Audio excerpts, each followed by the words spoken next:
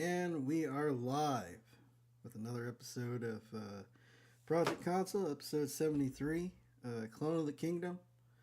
Um, Looks like I'm doing a solo cast tonight, which is fine.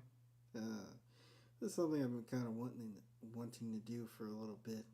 But yeah, there have been some interesting things that have happened the last couple of weeks.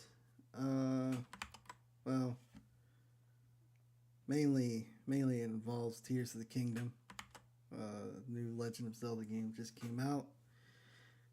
To much fanfare, but in any case, for our first topic, it is Dbrand has created a console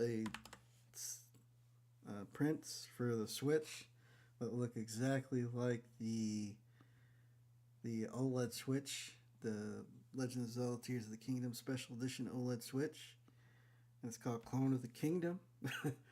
And they came out with a funny press release. Let's see if this is here. The power of plagiarism. Contrary to popular belief, you need to spend money to save money, specifically by giving to us, you see, when one of the world's most litigious companies announced a $359.99 price tag on a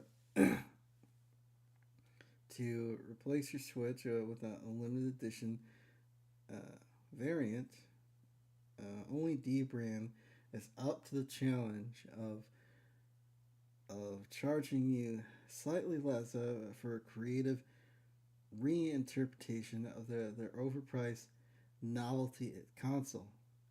If a dollar saved, so that dollar earned, Clone of the Kingdom is the easiest $310 that you've ever made. For some reason, also available for Steam Deck. They also have a Steam Deck version as well. The wisdom of the dead scientist. There's a thin line between a cheap knockoff and a material clone. As it turns out, the line is made up of gold. To create the dock's metallic sheen, we assembled the nation's leading gold scientists and brought them to an enormous smelter. Unfortunately, their job titles had a miss with us. The bodies of the scientists didn't contain any extra gold content. Their ashes did, however, prove invaluable when perfecting our metallic finish. Now, if you'll excuse us, we've got some more scientists to incinerate. So yeah, this is Dbrand. They have a weird sense of humor. They like to screw with Linus. If you're familiar with Linus Tech Tips, they always have a back and forth with each other. I don't know who owns Dbrand, but it has one interesting sense of humor. Let's see. Yeah, we've gotten the good news during Clone of the Kingdom's mass production run. An intern managed to severely block the green ink pigmentation, producing a deep black. After taking one look at the accidental masterpiece, we immediately gave him a promotion. As a direct result of this mishap, each Clone of the Kingdom order contains an additional color option for the left Joy-Con, free of charge. For the intern, his new job title is hazard ha- I can't read. Hazardous material tester, taste tester, or rather, it was. We'll have to hire a replacement. Jeez. Wow. Um, there's also I guess it says in Hylian on the inscription, like "fu" or something like that. And yeah, this is a company that definitely has an odd sense of humor, surprisingly. Uh, but in any case, that was they did this a while ago with Sony as well, where they where Sony was charging an exorbitant price for their faceplates, or they didn't want people to make faceplates, and so they decided to make some faceplates. Um, while we're on the topic of Tears of the Kingdom, it was released to a great deal of fanfare. Uh, Metacritic, not as quite as high as Breath of the Wild, but it's pretty high up there. Let's see. Yeah, it's currently on Metacritic. It's sitting at a 97, and user score it's sitting at a 87. But yeah, there's a lot of check out what users are saying. Some of the users are saying. Uh,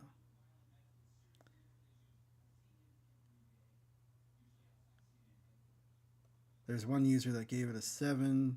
Uh, Dola hands X mark.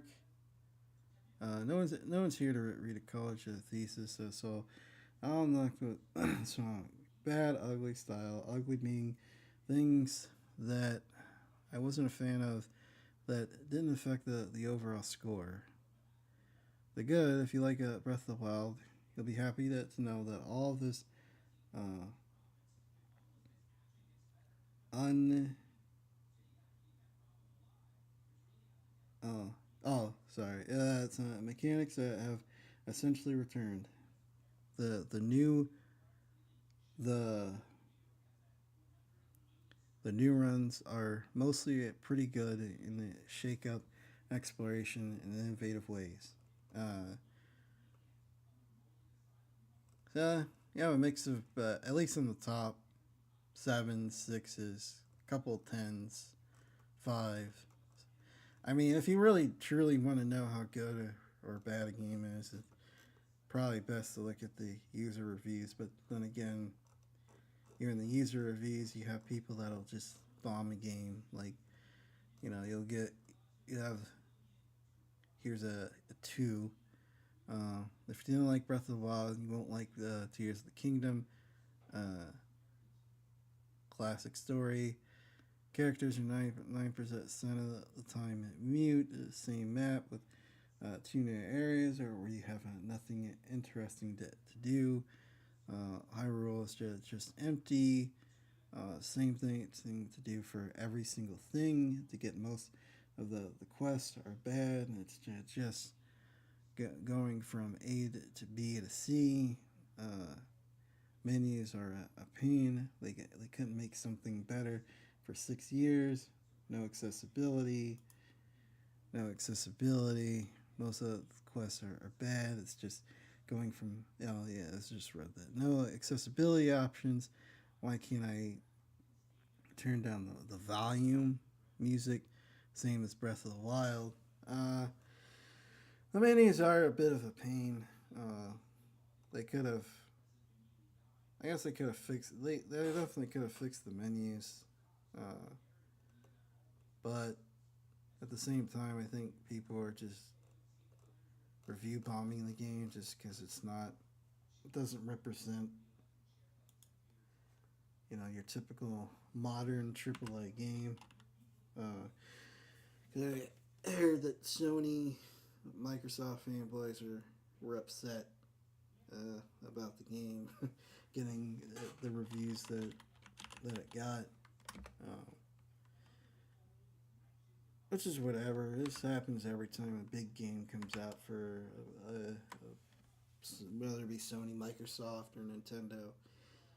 People are mad that the game is successful or that people like it. They don't understand why people like it.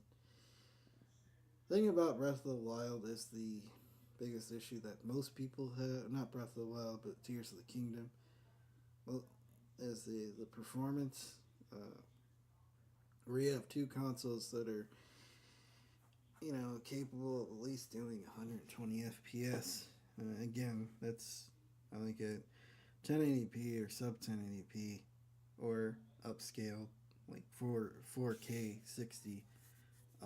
When you have consoles that are doing that, and you're doing 30 FPS, sometimes going in certain cases going down to sub 20. Um, that's a little jarring, especially for the Nintendo Switch was old when it came out. Parts that they were using were all the ARM processor, NVIDIA based ARM processor. It was the same chip that they were using in their NVIDIA Shield TVs or something similar. A slightly custom version of it, but people really want to see a more powerful Switch, especially with the Steam Deck coming out and what Asus is doing, and stuff from like Iron Neo, and there's a plethora of these PC gaming handhelds that are coming out that are doing interesting things, but it if we can get at least something like next generation that's somewhat close to these platforms, if we can at least get 1080-60 dock, that would be that would honestly be good enough for me. I mean, don't get me wrong, 4K 60 would be nice for a console, but 4K is just too demanding right now, and I don't know, maybe 1440. That that at least at the higher end. 1080 60, maybe 1440 30. Nintendo's not the kind of company to have these sort of options where you can have you want higher frame rate or better visuals.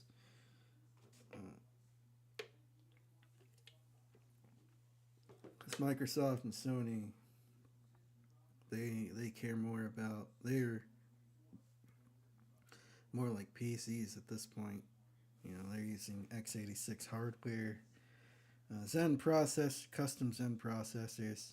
So, yeah, we'll see. Said something about the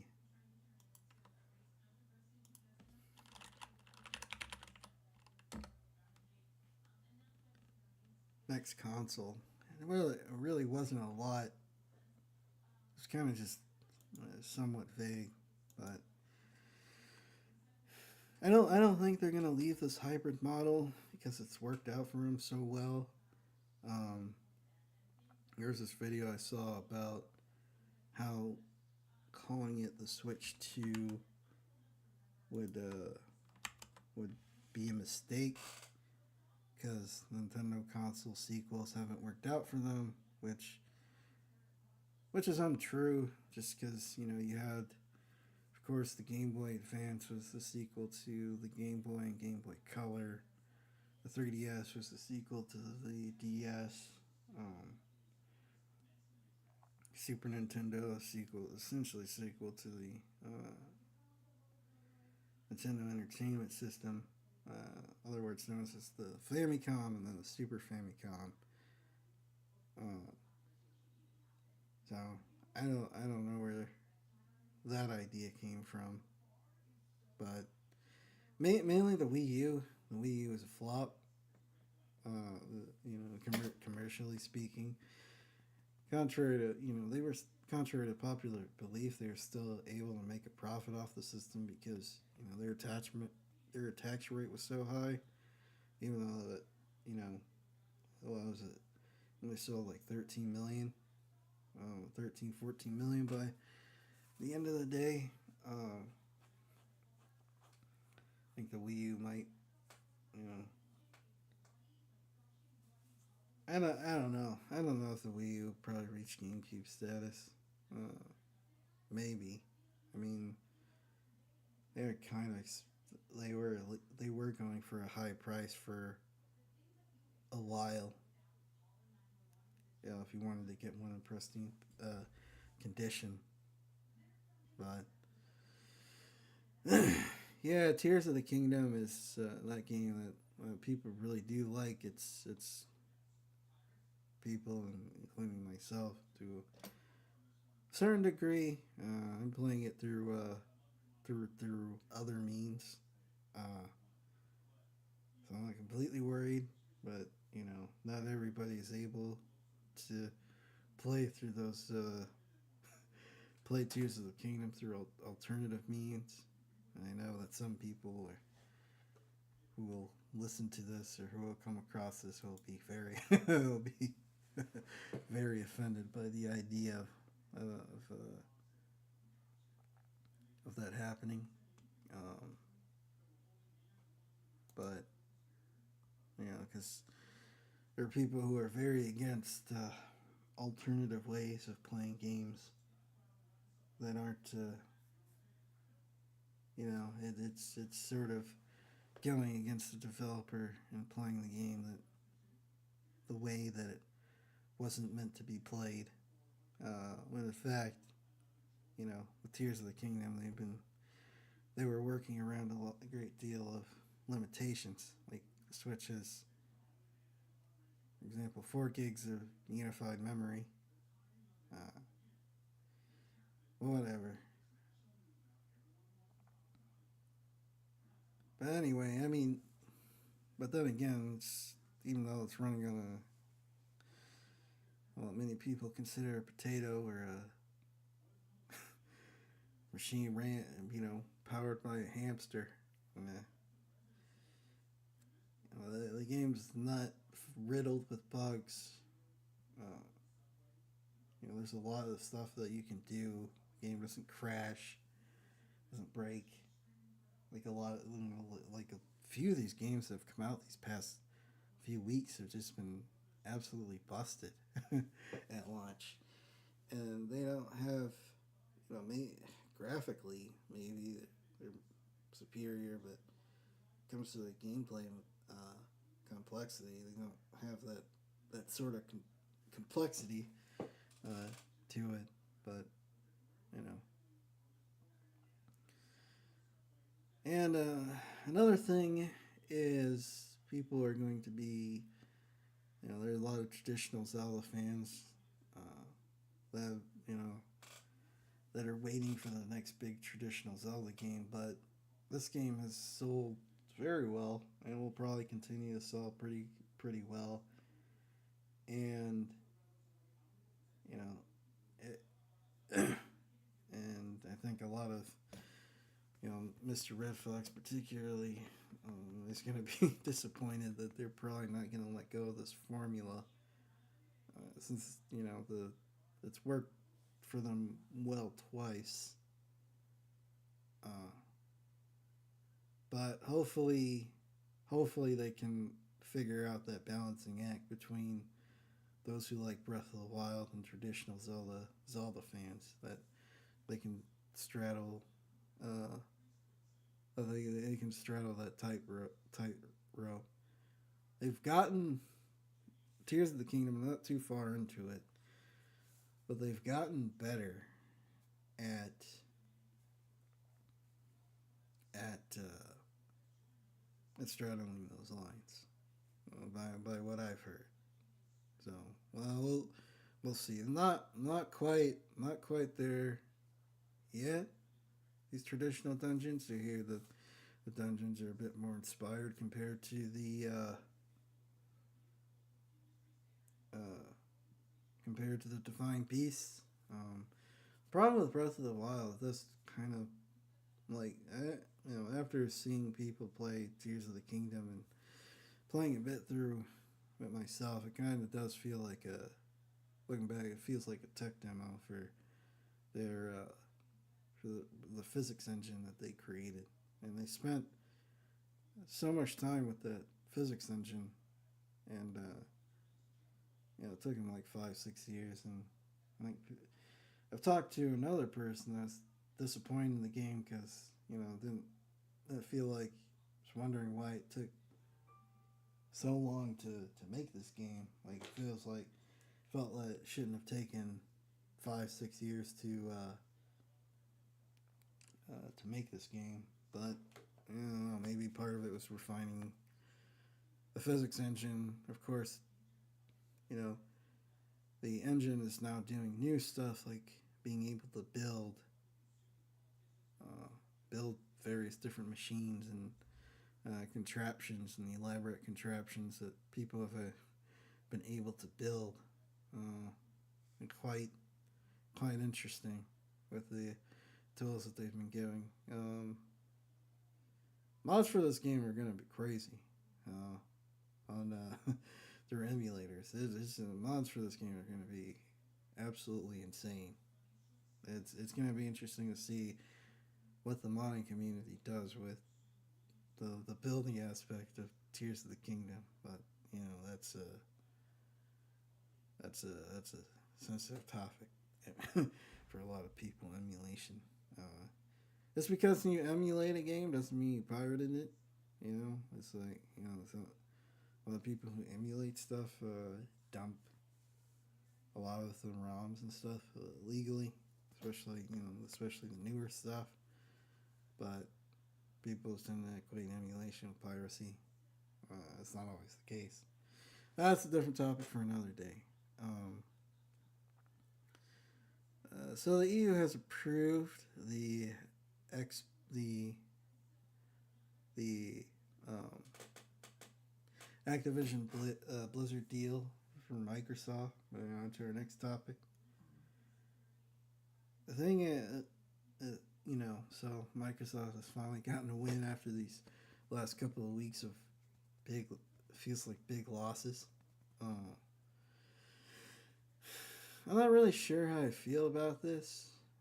I don't think Microsoft should be as powerful as they are in the gaming space, and we've noticed that even though they own all these studios, it feels like they're not turning out the best quality the best quality um, best quality games. They had a few. They had at least. Hi-Fi Rush turned out to be pretty good. It came out and that was pretty good, but there was also. What else? I mean, they've come out with some stinkers. Halo Infinite. That was supposed to be the magnus opus of the Xbox Series console. That turned out to be highly disappointing.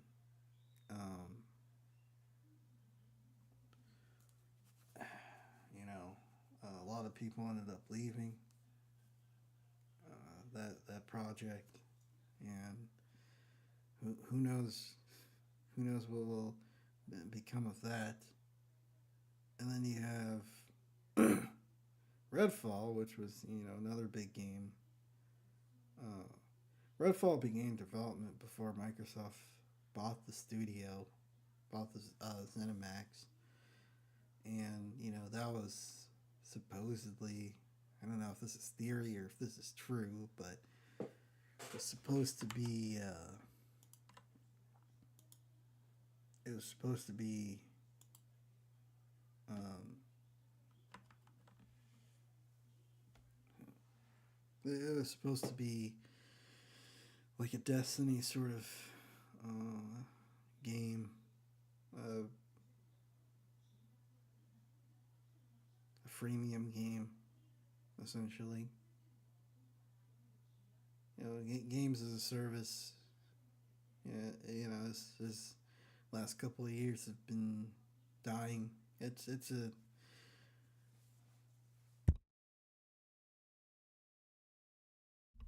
a hard thing to accomplish.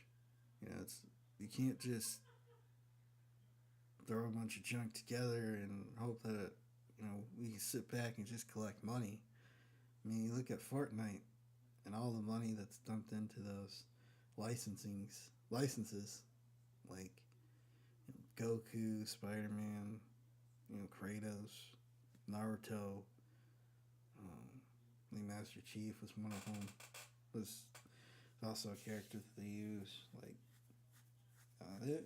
they use a lot of different licenses, and that stuff can't be cheap. You have to be able to maintain it. Uh, there's just too many games out there that are doing that. Apex Legends and Fortnite really seem to be the two big games holding it down. I don't know how Overwatch is doing. Though seems like there was disappointment around that game when it first Overwatch 2 when it first came out. Yeah, the thing about Overwatch is I wish it would have had a first person, or not a first, but a single player campaign, because the characters looked interesting, but no, just multiplayer and selling you loot boxes. But while Microsoft is buying studios, Sony seems to be shutting down studios. So one of the studios that they shut down was the one that made Concrete Genie. Let me find out the name of that studio real quick. Can't remember. See.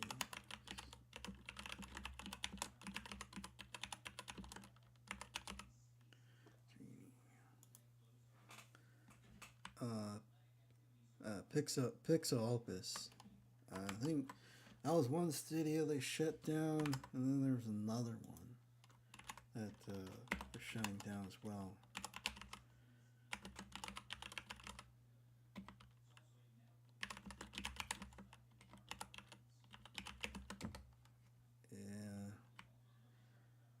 Yeah, first party studio Pixel Opus. I think it's just Pixel Opus. That was the big game that they were shutting down. I've never played Concrete Genie, but I heard it was pretty decent, and it's kind of like a indie-ish art-based game. Uh, but I heard it was all right. Uh, some of the people I listened to, they they were uh, they were disappointed because they wanted to see more from that studio, and let's see what games Pixel Opus has made. I don't think Concrete Genie is the only game that they made.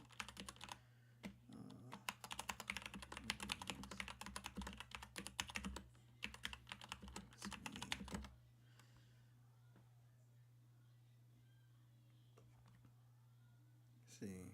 Concrete Genie 2019 and Entwine 2014. Yeah, so they've only made two games. Entwined.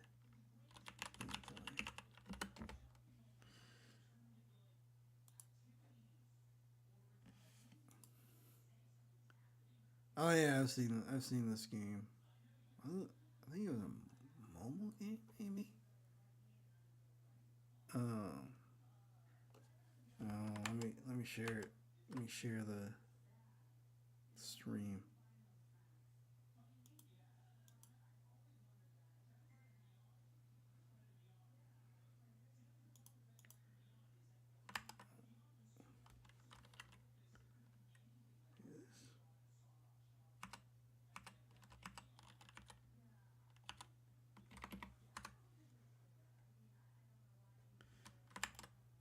Shoot.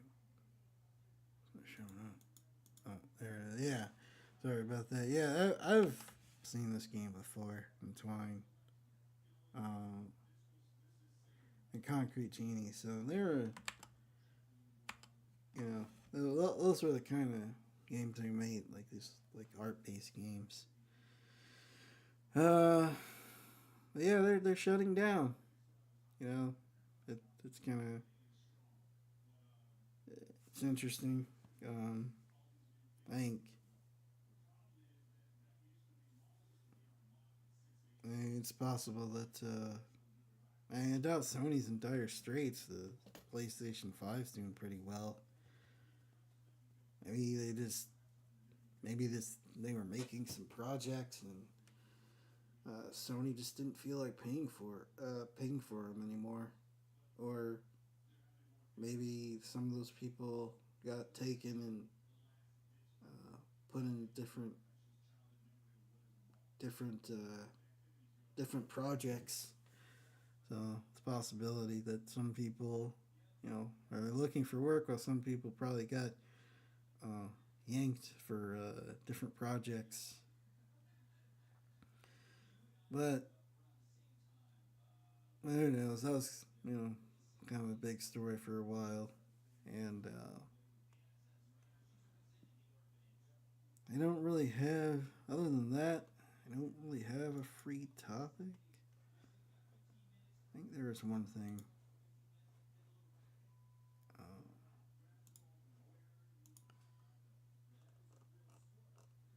one thing I wanted to mention.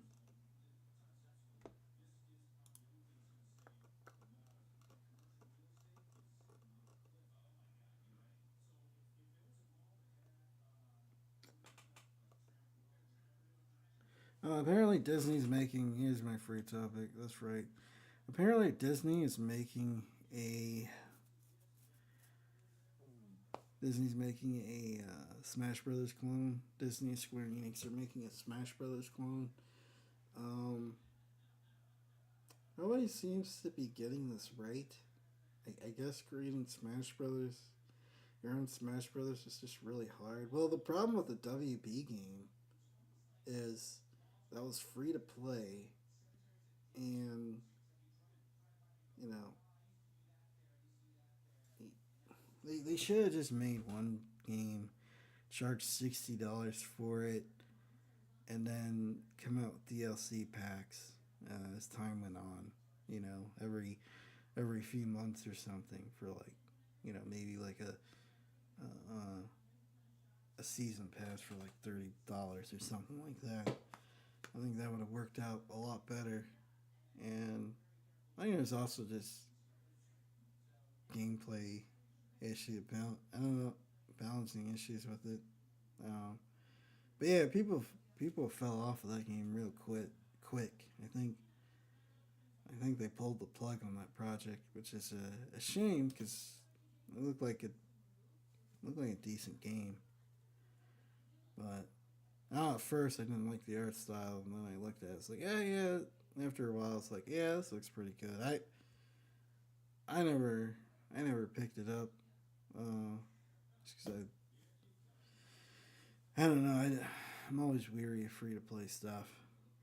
It seems like there's very few people that get it right. But in any case, uh, this is this has been Kenoshi Abominito here with another episode of Project Console, episode 73, Clone of the Kingdom. Uh, it's late tonight because I was helping somebody out with something, but be here next week, 5:30 Eastern Standard Time. So see you guys later. Have a good night. Have a good night. Have a good week. Have a good weekend. And have a good life. Later.